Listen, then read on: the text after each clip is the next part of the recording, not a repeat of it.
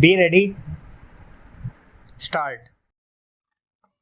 Madam Deputy Chairman, the main question for consideration of this House is whether the increase in the passenger fares and in the freights that has been proposed by the Railway Minister should have the support of this House or not. I have been listening with some interest to the speeches so far made, and they are all unanimous on one point, namely that there should be no increase, particularly so far as the second class passengers are concerned.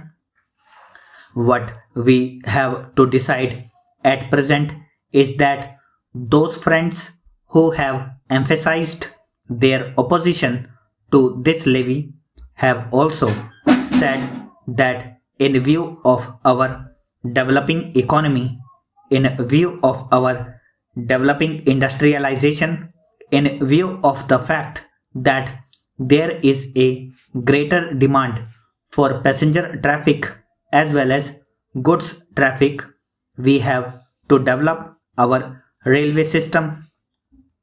We have to see that we increase our lines. We have also to see that we double our lines.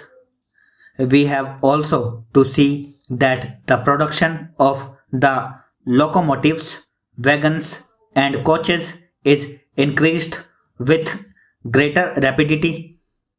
Otherwise, we will not be able to meet the demand of the developing economy. It is also agreed that according to the recommendations of the Pay Commission, we all feel that our workers, our laborers are entitled to DA, which will be to the tune of rupees 12 crores. There are no two opinions about it. It is also demanded that so far as amenities to the workers are concerned regarding their privileges and concessions or the repairs to the stock are concerned, there is very urgent need that we should see that our workers do not strain themselves. An engine driver should not be asked to do work for more than 12 hours. Similarly, others in the railways should also have further concessions so far as leisure, rest, and leave are concerned.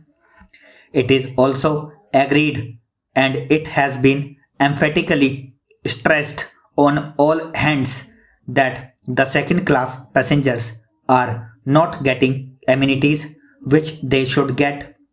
The greater portion of the income comes from the second class passengers, and the position is that they are not getting their dues by way of rest and comfort which are necessary for them.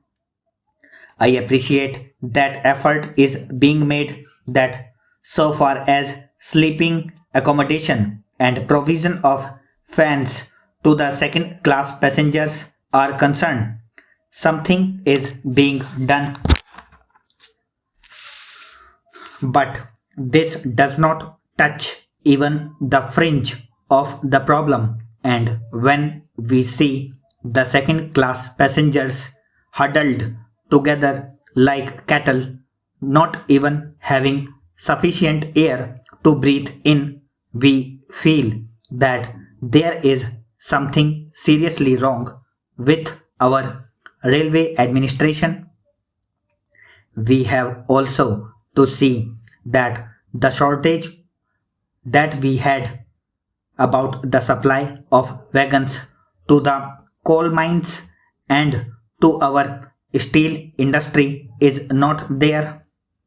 Madam, it is a strange chain of events that the minister who was in charge of steel and who gave statements in a way implying that the railways are not doing their part well is now saddled with that responsibility, and I am sure he must feel double responsibility because he knows how the industry has suffered or was likely to suffer. As the Minister of Steel, he charged the Railway Ministry of not doing things which should have been done. So now these are the problems that we have to meet, and the question arises how to meet them. I quite understand that there could be some economy affected in administration. I could also understand that by tightening the administration and seeing that there is not much of ticketless travel, we could improve the position. I could also understand that by taking effective measures regarding the new responsibility which Parliament has placed on the shoulders of the Railway Department, namely the liability of a common carrier for goods for which they have provided rupees 2 crores, and by having all these things in mind there could be some reduction in expenditure. But I do not think that reduction would be of a value sufficient to meet the increasing demands of the railways. That is the problem. It is true that it will be hard to increase any fare. It would be hard to increase any freight. We do realize and we do appreciate it, and as representatives of the people, we do feel every day that our people are being taxed more and more. As regards freight, madam, my own view is that so far as food articles are concerned, this proposal should be modified just as there has been a modification in the case of giving encouragement for exports and in certain other respects. Similarly, I feel that so far as food articles are concerned, the proposal should be modified, and on the other things, these freights may continue as proposed.